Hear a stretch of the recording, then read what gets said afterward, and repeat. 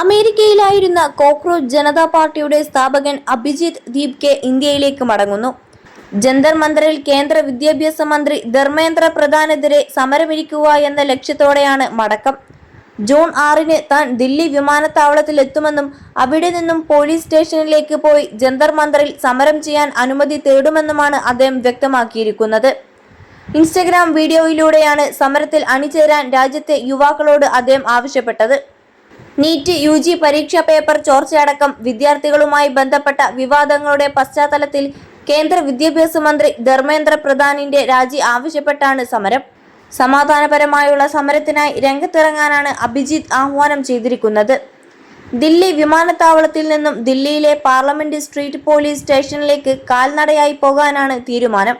ഒന്നിച്ച് ശബ്ദമുയർത്തിയാൽ അധികാരികൾക്ക് അത് കേൾക്കേണ്ടി വരുമെന്ന് അദ്ദേഹം വീഡിയോയിൽ പറഞ്ഞു. 21 ലക്ഷത്തോളം സന്തുഷ്ടരായ ഉപഭോക്താക്കളും 2 ലക്ഷത്തോളം തിമിര ശസ്ത്രക്രിയകളും പൂർത്തിയാക്കിയ മലബാറിലെ ഏക കണ്ണാശുപത്രി Al Salama high hospital, hospital road, Perinthalmanna. അമേരിക്കയിലെ ബോസ്റ്റൺ യൂണിവേഴ്സിറ്റിയിൽ പബ്ലിക് റിലേഷൻസ് വിദ്യാർത്ഥിയാണ് അഭിജിത്ത് ദീപ്കെ. ഇദ്ദേഹം ആരംഭിച്ച കോക്രോച്ച് ജനതാ പാർട്ടി എന്ന പേജിന് ചുരുങ്ങിയ ദിവസങ്ങൾക്കുള്ളിൽ ദശലക്ഷക്കണക്കിന് യുവാക്കളുടെ പിന്തുണ നേടാനായതാണ് സമരരംഗത്തിനിറങ്ങാൻ അഭിജിത്തിന് നൽകുന്ന ആത്മവിശ്വാസം. സോഷ്യൽ മീഡിയ അക്കൗണ്ടുകൾ കേന്ദ്ര സർക്കാർ ബ്ലോക്ക് ചെയ്തതിനെതിരെ അഭിജിത്ത് ദില്ലി ഹൈക്കോടതിയെ സമീപിച്ചിട്ടുമുണ്ട്. ഈ അക്കൗണ്ടുകൾ പുനഃസ്ഥാപിച്ചില്ലെങ്കിലും വിഷയത്തിൽ കേന്ദ്ര സർക്കാരിനോട് വിശദീകരണം തേടിയിരിക്കുകയാണ് ദില്ലി ഹൈക്കോടതി. അതോടൊപ്പം കോക്രോച്ച് ജനതാ പാർട്ടി ആദ്യ ദക്ഷിണേന്ത്യൻ സംഗമം ഞായറാഴ്ച കൊച്ചിയിൽ നടക്കുമെന്നത് പ്രചാരണത്തിലൊതുങ്ങി. CJP കൊച്ചി മീറ്റപ്പ് എന്ന പേരിൽ ടെലഗ്രാമിലൂടെ ഞായറാഴ്ച ഉച്ചകഴിഞ്ഞ് 3-ന് മറൈൻ ഡ്രൈവിൽ CJP അനുഭാവികൾ ഒത്തുചേരുമെന്നായിരുന്നു സന്ദേശം.